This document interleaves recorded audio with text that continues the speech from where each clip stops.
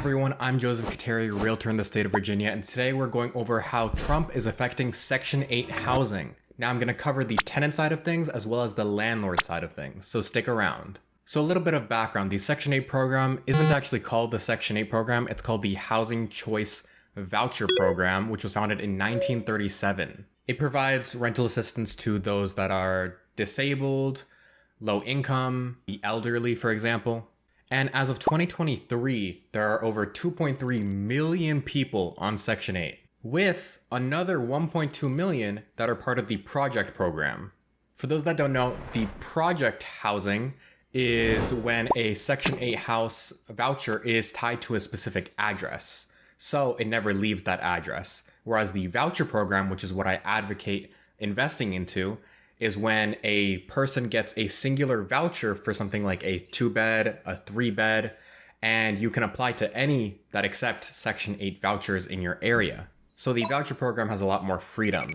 So in total, we're talking about at a minimum 3 million people that are part of this program, which is 1% of the entire US population. So just keep in mind, it is an outstanding huge number, but it's also not that big considering there's 145 million homes in the US, which is 1 for every 2 people. So in total, a large number of people, but relative to the number of homes there are, it's still only like 2%. Okay, let's talk about the recent policy changes that are impacting Section 8 housing. So Trump was inaugurated in January of 2025. Let's talk about what he's done thus far. Very early on into him getting into office on January 27th, and I'm reading some notes right now, the Office of Management and Budgets issued a memorandum directly affecting all federal departments, including HUD. And they paused all financial assistance programs, all of them. And it allowed the administration, their excuse was, we want to review everything that we are funding and see what is valid and what we can cut, which is also why the Doge department exists. Now, it was scary at first until it was cleared and clarified that individuals that were getting assistance were not affected by this. So for example, Social Security benefits, HUD, Medicaid, those were not frozen. Now, it was definitely scary at first, but then they clarified something that kind of helped me, which was they only froze assistance that was not targeting individuals. So if you were an individual receiving assistance, you were fine, you were exempt. So for example, we're talking about Medicare, we're talking about food stamps, Social Security benefits, and housing vouchers. However, the fact that he did this so early on in his presidency makes a lot of people nervous, including me, I'm not gonna lie. So as of now, HUD is not getting frozen, the vouchers aren't getting frozen, nothing like that. But he is still doing some stuff to HUD, which I'm about to talk about. So the second thing that he's doing is staffing cuts, which hurts my soul. So the administration proposed a very, very large reduction in HUD's workforce, up to 4,000 people getting let go. So this includes staff in disaster recovery, rental subsidies, discrimination investigations, and supporting first-time homebuyers. So cutting down 4,000 people, I mean, I feel like the effects are obvious here. Everything will be slowed down. Everything. So vouchers getting accepted, tenants applying for the first time, landlords getting their paperwork resolved. I mean, it's just what happens when you cut down a workforce by a decent chunk. Everything runs slower. Now the vouchers are still being handed out. Section 8 is still going strong. There have also been contractual uncertainties. So departments like Doge, they have been cutting everything left and right, which means that projects that were previously funded might be getting stalled. Pause. Before we continue, I wanted to give you guys an announcement if you haven't heard already. I recently released a mentorship program called the Section 8 Mentoring Program. It's a program where I personally work with you one-on-one in order to get you a profitable Section 8 rental. So I help you from beginning to end. I help you get funding, get approved, find the house, buy the house, negotiations, and then getting a tenant rented. It's not like those gurus who are just sending you a PowerPoint and then ghosting you. No, I'm working with you one-on-one throughout the entire time. So if you are interested in this Section 8 program, working with me one-on-one, go ahead and click the link in the description and book a free strategy call. I hope to work with you soon. Now let's talk about the implications for Section 8 stakeholders, so tenant side and landlord side. I kind of already mentioned this, but for tenants, this funding freeze is just going to slow everything down. And this is just a prediction, but the thing that I think is going to get delayed the most is tenants getting into the program. I think the waitlist is going to drastically increase. And I simply think that tenants are just going to have a much harder time entering, especially with the local housing authority just having less people working there. Now, for the landlord and investors, it's a bit uncertain. I'm not going to lie. I don't personally think that the funding is going to decrease. And the reason is simply because we have such a huge amount of people on this program, at least 3 million. Now, I do believe that they're going to end up making the vouchers a little bit harder to get. I do believe that.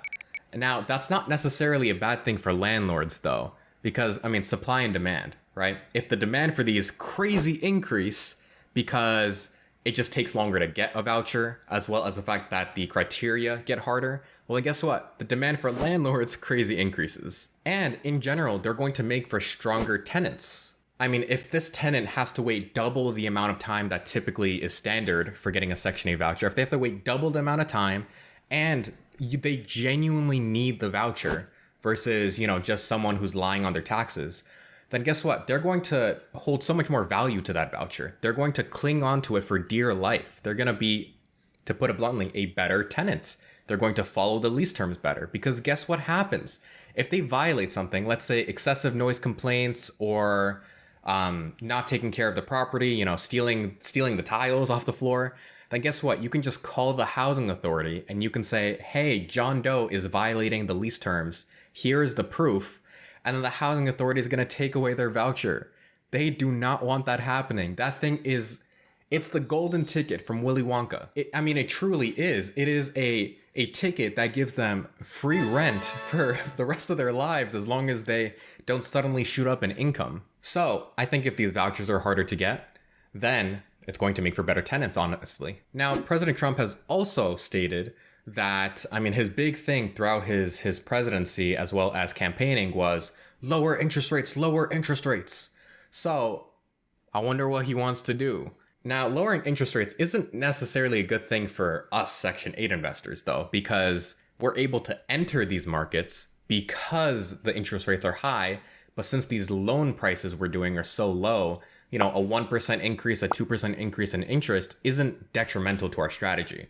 We're not gonna die if we're hitting 8% interest rates, which we are. And instead, when interest rates lower, unfortunately, again, supply and demand, housing prices increase. And that isn't really a great thing, in my opinion, for us. So what I'm recommending, I recommend you guys get into this strategy now. But on the other hand, I don't want to lie to you guys. We don't really know if Trump will follow through. I don't care if you're a Republican or a Democrat. I think it is a fact that what Trump promises doesn't necessarily become true. It is more so what he thinks is best in the moment that happens. So, again, I'm trying to be as unbiased as possible here. When I say this, I won't believe he'll lower interest rates until I see it. I'll put it like that. And for housing authorities, I already mentioned this, but staffing cuts and, funding freezes, it's going to strain resources. It really will. It's going to make it challenging to process applications, get inspectors out there, and just manage these programs effectively, at least I think on the tenant side. I believe that on the landlord side, not much is going to change, especially because once you have the tenants set up, there's not much else that needs to happen, honestly. It's mainly just you get direct deposited the amount that's stated on the lease every month. But the yearly inspections might take a while. Now, is that necessarily a bad thing if you aren't the one causing it? Well, we don't know, if I'm being blunt. If the Section 8 inspection, the yearly one, annual one, they're saying, oh, it'll take an extra 3 months. Is that necessarily a bad thing for you? They're not going to stop the payments because it's their fault an inspector can't get out there. It's simply going to delay the inspection. Whether that's good or bad for you, I don't see a difference. So, what can you do about this? You, viewer. Well, the main thing you can do is in my opinion, three things. Number one is just stay informed, right? You want to regularly check the HUD.gov website. You want to keep an eye on President Trump's speeches, as well as orders whenever budget or HUD is involved. And you want to contact the housing authorities. To put it bluntly, that's the source of the information for who's being affected. You can just Google housing authority, city housing authority. You can just Google Detroit housing authority. Directly call them and just ask their general front line what's going on with budget, if they are backed up, if it is a bad time for landlords to enter, etc., etc. Now, some places I know are backed up. For example, I know Cleveland, last time I checked, which was admittedly a few months back, they were crazy backed up. There are other places like Birmingham that is just at a normal place right now, a few weeks. So it's super dependent on you calling the housing authority and just double checking. The second thing you can do is speaking up, advocating. And this, I know a lot of people don't like to do. They like to take the bystander position, which so be it. I personally believe that if you have concerns and you want to see change, then you should voice those changes.